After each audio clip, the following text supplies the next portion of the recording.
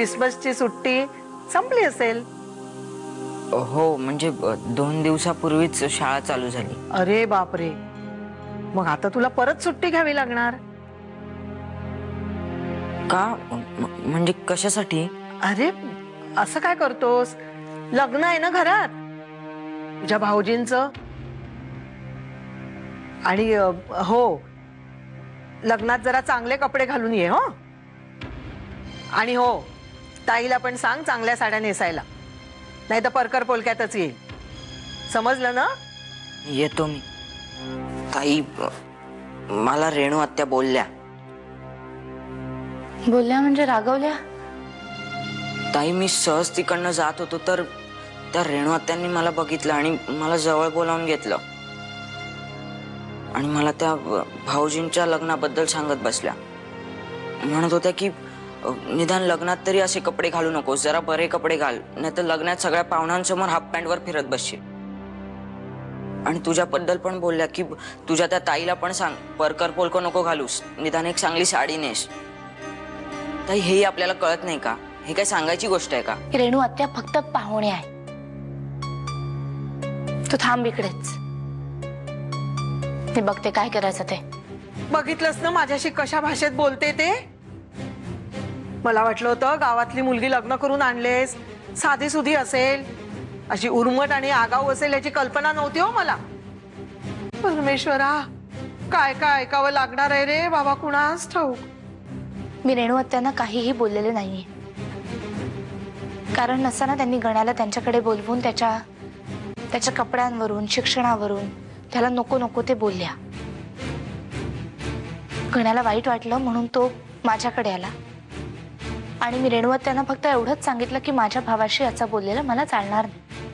मी काय चुकीचं बोलले?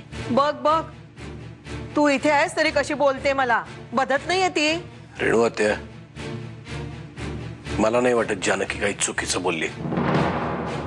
तू तिच्या भावाला जर असं बोलली असशील तर तिला राग येणं स्वाभाविक आहे. आणि रेणू आत्या, मी मागेही तुला म्हटलंय, या घरात जास्त लक्ष घालण्याची गरज नाहीये.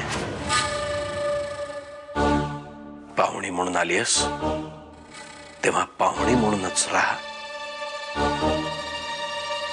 अरे वाकनीस साहेब, नमस्कार. वाकनीस साहेब,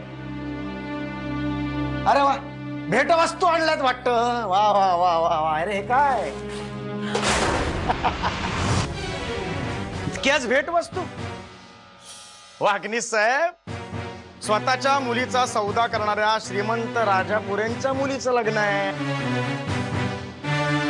थाटामाटात व्हायला हवं. चला निघा.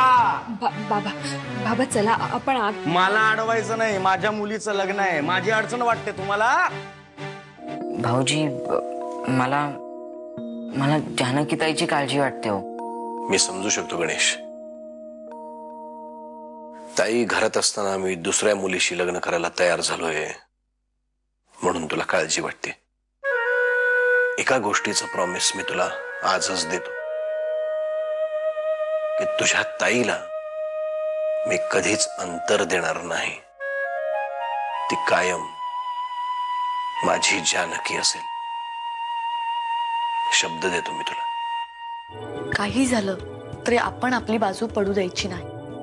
आणि या मुलीचा जानकीला घराबाहेर काढण्यासाठी कसा फायदा करून घेता येईल ते बघितलं पाहिजे. म्हणजे